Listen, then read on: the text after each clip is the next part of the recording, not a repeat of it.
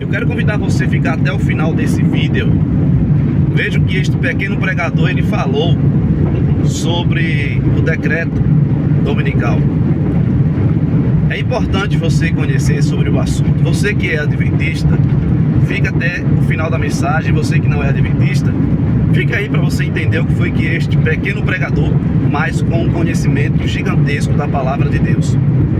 Eu vou soltar o vídeo neste exato momento e você acompanha aí, tira as suas conclusões, depois você comenta aqui embaixo e eu tenho certeza que a mensagem será uma bênção na tua vida. Eu já vi pregadores, jovens, adultos, pregando, mas um pregador nessa idade aí pregando é a primeira vez e com um conhecimento tremendo. Eu vou soltar o vídeo aí neste exato momento. Acompanhe aí e que Deus te abençoe. A cruz é a razão pela qual temos a vida eterna. E vocês sabiam que quando Jesus morreu na cruz, ele começou o processo de esmagar a cabeça da serpente? E é graças a isso que podemos esperar pela vinda de Jesus e pela promessa da vida eterna. Abram suas Bíblias comigo em Apocalipse 14, versos 6 a 13. Apocalipse 14, 6 a 13. E vi um outro anjo voando pelo meio do céu, tendo o evangelho eterno para pregar àqueles que vivem na terra, a cada nação, língua, tribo e povo, dizendo com alta voz: temam a Deus e deem glória a Ele, pois a hora do seu juízo chegou, e adore aquele que fez os céus, a terra, o mar e as fontes das águas. E seguiu-se outro anjo, dizendo: caiu a Babilônia, aquela grande cidade, porque ela fez todas as nações beberem do vinho da fúria de sua fornicação. E seguiu-se ainda um terceiro anjo, dizendo: se qualquer homem adorar a besta e sua imagem, e receber a sua marca na testa ou na sua mão, o mesmo beberá do vinho da fúria de Deus, derramado sem mistura no cálice da sua indignação. E ele será atormentado com fogo e enxofre na presença dos santos anjos e na presença do Cordeiro. E a fumaça de seu tormento subia para todo sempre, e eles não tinham descanso, dia ou noite, aqueles que adoraram a besta e sua imagem, e todos que receberam a marca de seu nome. Aqui está a paciência dos santos, aqueles que guardam os mandamentos de Deus e a fé de Jesus. E eu vi uma voz do céu dizendo: bem-aventurados os que morrem no Senhor daqui para frente, diz o Espírito, para que possam descansar de suas labutas, e suas obras os seguem. Muito bem, aqui nesse texto vemos 3 anjos voando no meio do céu. Esses anjos representam 3 mensagens de advertência da parte de Deus para o mundo. O que veremos é a palavra de Deus sendo proclamada pelo mundo, porque Jesus deu a todos a oportunidade de escolhê-lo como Salvador e Senhor de suas vidas antes que ele venha pela segunda vez. Vamos analisar cada mensagem para entender seu significado a nós hoje. A primeira mensagem angélica está em Apocalipse 14, 6 a 7. João vê o primeiro anjo voando no meio do céu, tendo o evangelho eterno para pregar a todos aqueles que habitam na terra. Alguém pode perguntar: o que é o evangelho eterno? Este evangelho é o de que Jesus morreu para nos redimir da escravidão do pecado. O plano da redenção foi dado antes do início do mundo. Ele está trabalhando em nós e por nós para refletir o seu caráter. Veja só o texto de Salmo 80, versos 3, 7 e 19.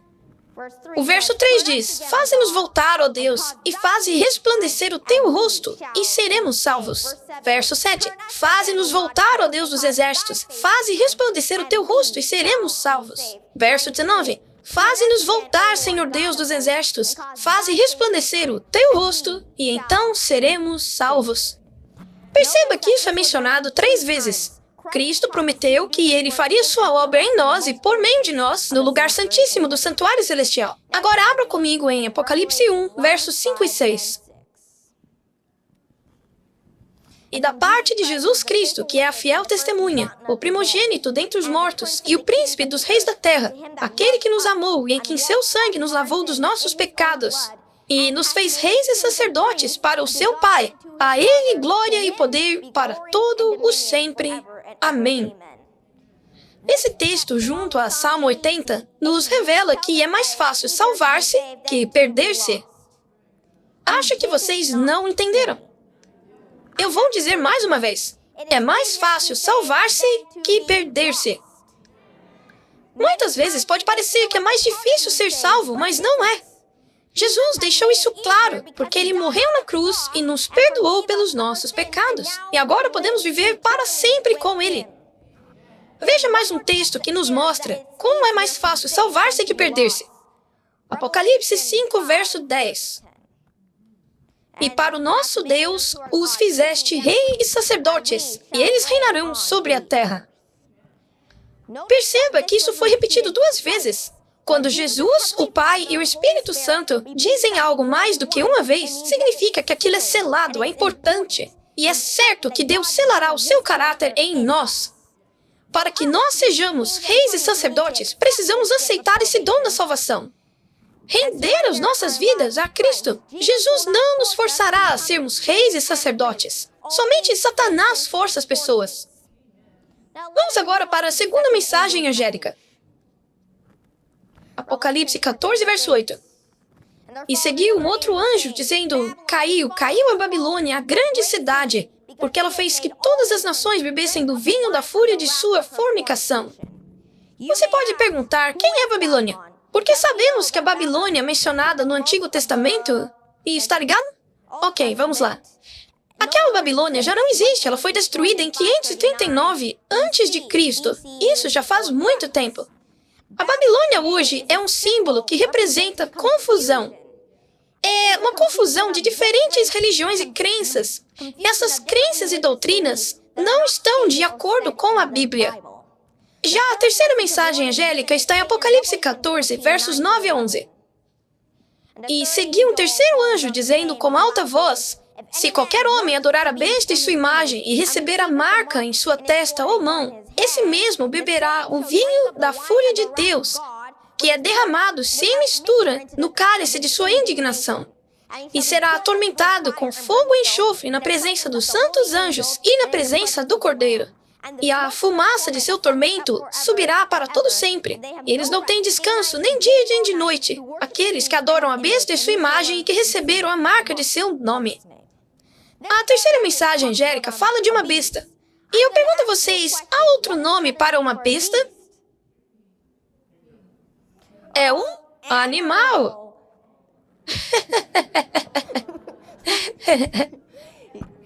E o que representa um animal em profecia bíblica? Uma nação, um reino, um país. Vamos ver na Bíblia se isso é verdade. Vá para Daniel 7, 23. Assim ele disse: A quarta besta será um quarto reino sobre a terra. Ele será diferente de todos os reinos e devorará toda a terra. Ele pisará e quebrará em pedaços. Como vimos, esse texto prova que a besta representa uma nação, reino ou país. O quarto reino mencionado nesse texto é Roma, e Laodiceia está na liderança. Agora, quem é o dragão que dá o seu poder à besta?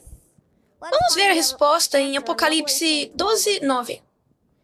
E foi expulso o grande dragão, a antiga serpente, chamada o Diabo e Satanás, que engana todo mundo.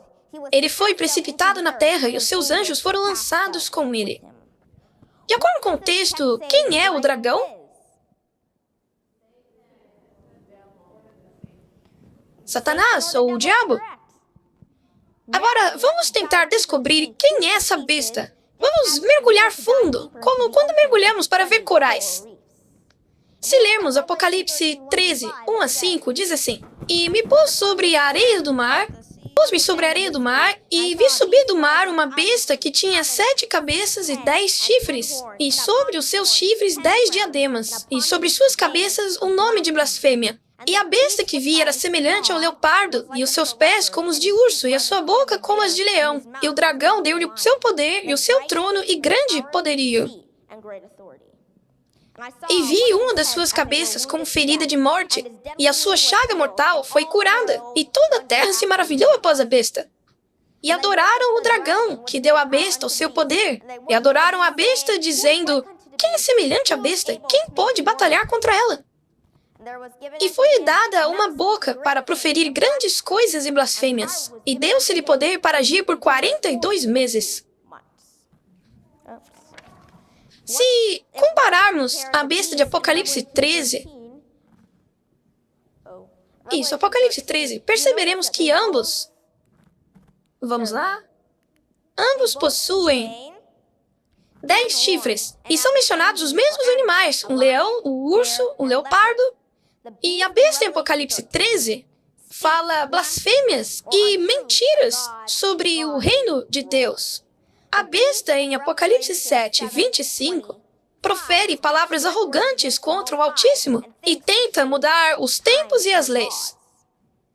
Blasfêmia, de acordo com a Bíblia, é quando um homem, ao invés de Jesus, arroga para si o poder de perdoar pecados. Também é um erro afirmar que somos salvos pelas obras ao invés da fé. Acabamos de ver em Apocalipse 1, 5 e 6 que é mais fácil salvar-se que perder-se.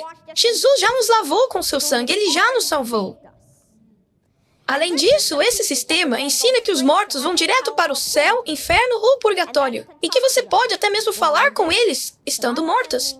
Por outro lado, a Bíblia diz em Eclesiastes 9, verso 5, que os vivos sabem que vão morrer, mas os mortos não sabem de nada. Eles já não têm pensamento nem recompensa, pois sua memória é esquecida. Vamos a Judas, verso 7. Está na tela? Vamos lá. Assim como Sodoma e Gomorra e as cidades circunvizinhas, que, havendo-se entregue à fornicação, como aqueles, e ido após outra carne, foram postas por exemplo, sofrendo a pena do fogo eterno. 1 Tessalonicenses 4, versos 15 a 18. Dizemos-vos, pois, isto pela palavra do Senhor, que nós, os que ficarmos vivos para a vinda do Senhor, não precederemos os que dormem. Porque o mesmo Senhor descerá do céu com alarido, e com voz de arcanjo, e com a trombeta de Deus. E os que morreram em Cristo ressuscitarão primeiro. Depois nós, os que ficarmos vivos, seremos arrebatados juntamente com eles, nas nuvens, a encontrar o Senhor nos ares. E assim estaremos para sempre com o Senhor. Portanto, consolai-vos uns aos outros com essas palavras. Esse texto prova que os mortos que não foram ressuscitados não estão queimando num inferno eterno, mas estão dormindo em seus túmulos até a vinda do Senhor Jesus. Os mortos justos vão ressuscitar, se encontrar com os vivos justos, e ambos serão arrebatados para encontrarem-se com Jesus nos ares na segunda vinda. Já os mortos ímpios permanecerão dormindo e serão ressuscitados apenas depois de 1000 anos em que os justos estarão nos céus. Após esse período, os ímpios ressuscitarão e, junto com Satanás, receberão o juízo final, sendo queimados até as cinzas. Isso está em Ezequiel 28, verso 18, e Apocalipse 25.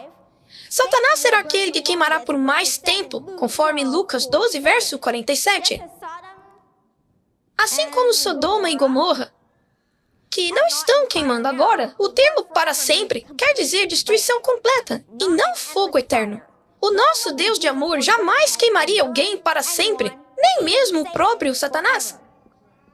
A mudança da lei de Deus é a semelhança mais importante entre essas bestas, já que ela transferiu a adoração do sábado, o 7º dia, para o domingo, o 1º dia da semana, utilizando como argumento a ressurreição de Jesus no 1º dia da semana. Além disso, a besta também excluiu o 2º mandamento da lei de Deus, que proíbe a adoração de imagens. Jesus, porém, afirmou que nem tio mudaria de sua lei. Isso está em Mateus 5, verso 18. Essa besta de Apocalipse 13, versos 1 a 5, e Daniel 7, 25, é um sistema e não um indivíduo. É um sistema que tem atacado o povo de Deus por 42 meses, ou 1260 anos.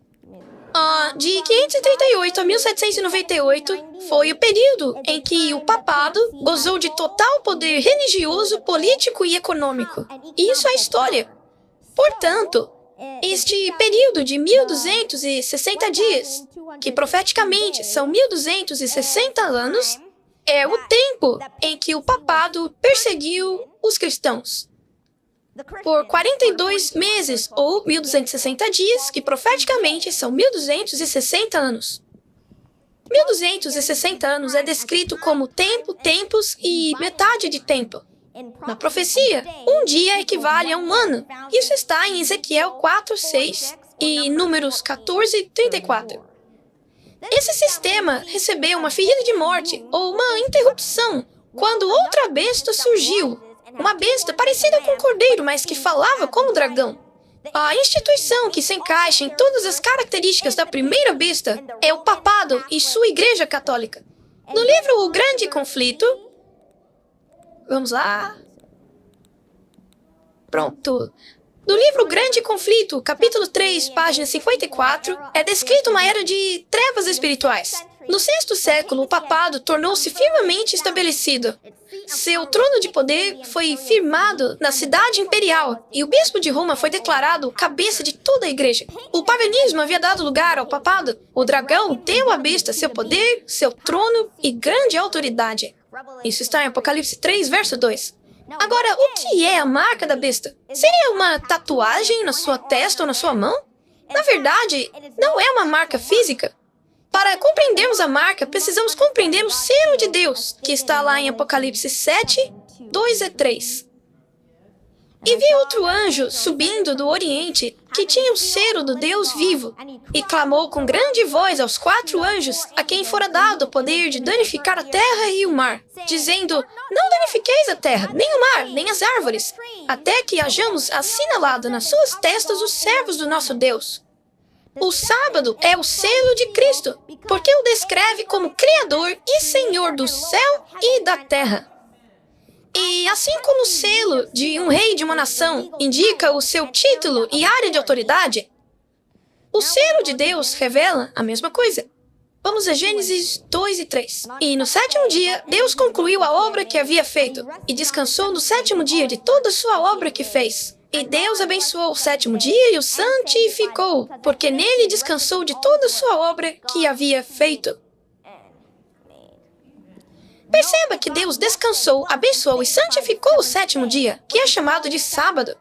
E isso também é confirmado em Êxodo 20, 8 a 11. Sabe de uma coisa? Vamos ler juntas. Lembra-te do dia de sábado para o santificar. 6 dias trabalharás e farás toda a tua obra. Mas o 7º dia é o sábado do Senhor teu Deus. Nele você não fará nenhuma obra, nem o teu filho, nem a tua filha, nem o teu servo, nem a tua serva, nem o teu gado, nem o estrangeiro que habita dentro de seus portões. Pois em 6 dias o Senhor fez o céu e a terra, e o mar, e tudo que neles há, e descansou no 7º dia. Portanto, o Senhor abençoou o dia do sábado e o santificou. Esses textos provam que a única lei dos 10 mandamentos que define o tempo é o mandamento do sábado. E, como profetizado em Daniel 7, verso 25, o papado tentaria mudar o 4º mandamento. Ele tentaria mudar o dia do sábado. E uma vez que essa mudança for legalmente imposta, ela se tornará a marca da autoridade do papado. Esses textos também provam que devemos adorar a Deus diariamente, o Criador do céu e da terra. Mas especialmente no dia do sábado, porque Jesus o criou. Já o domingo é a marca da autoridade da Igreja Católica. Ela mesma afirma o próprio ato de mudar o sábado para o domingo, ao que os protestantes consentem, já que ao guardarem estritamente o domingo, reconhecem assim o poder da Igreja Católica. O que é a mudança do sábado para o domingo, se não a marca da autoridade da Igreja Católica? É a marca da besta. O Grande Conflito, página 448. Durante as minhas pesquisas na internet, eu descobri um artigo da revista Independent Catholic News de setembro de 2018 que o Papa Francisco disse: descansar aos domingos não é apenas um escape ou uma distração, mas um mandamento ordenado pelo próprio Deus, que no 7º dia descansou de suas palavras e contemplou quão boa era sua criação. Espera um pouquinho. O Papa Francisco disse que Deus descansou de suas palavras. Então, se você descansa de suas palavras, significa que ele disse alguma coisa? Não. E se ele não disse nada, ele não criou uma lei. Então o Papa pode dizer que já que não há uma lei, eu posso criar a minha própria. Jesus quer que o Papa Francisco seja salvo como um indivíduo. No entanto,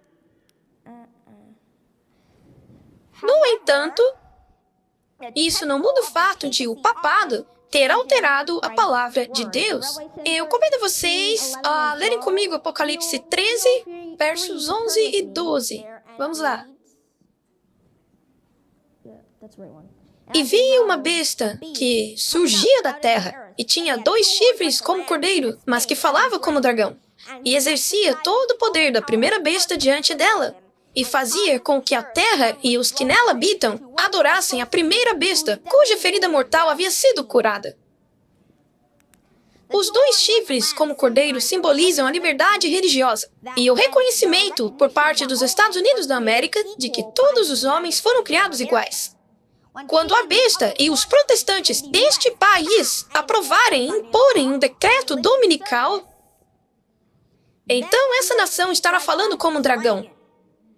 A imposição da observância do domingo irá validar a autoridade papal, o poder da Igreja Católica, que defende a observância do domingo, que é a marca da besta.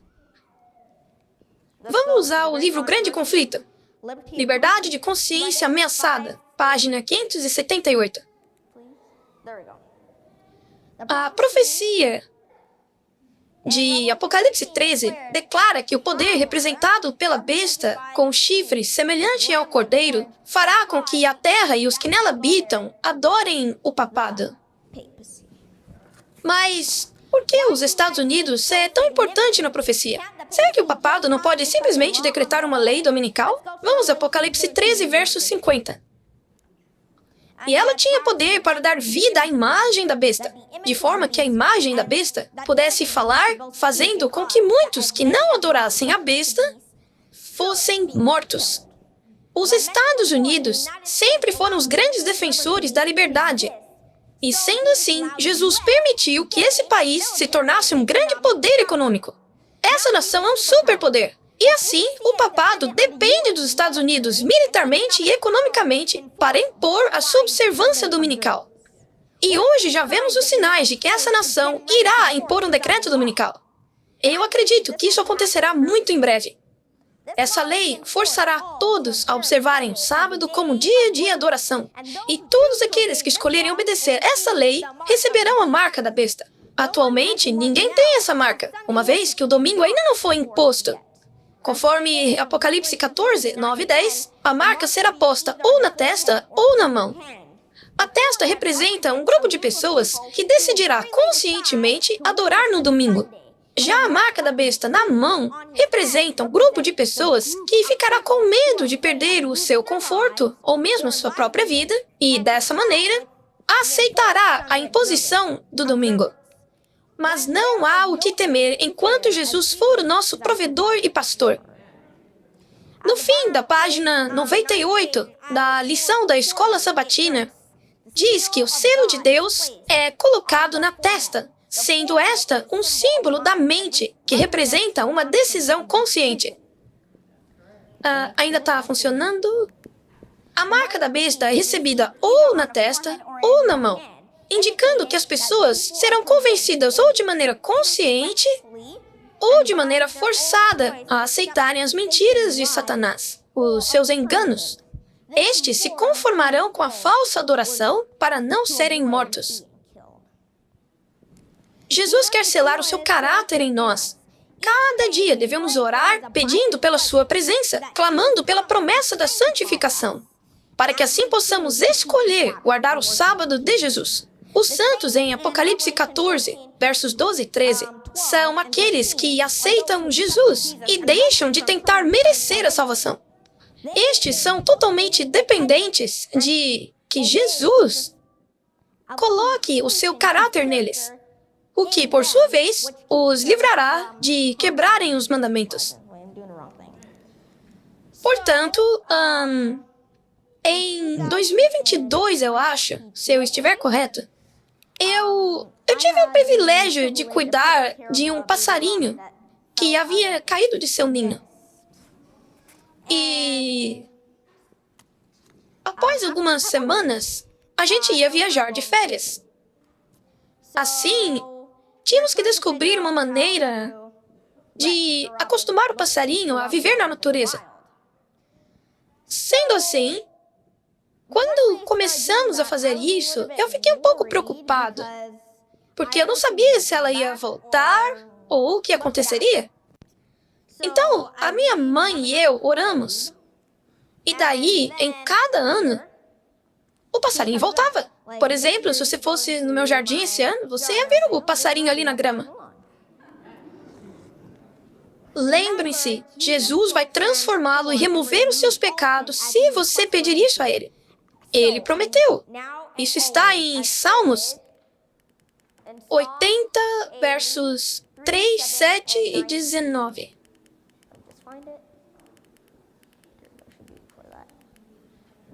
Faze-nos voltar, ó Deus. Faze resplandecer o teu rosto e seremos salvos. Vamos voltar ali. Fiel é aquele que vos chamou, e Ele também o fará.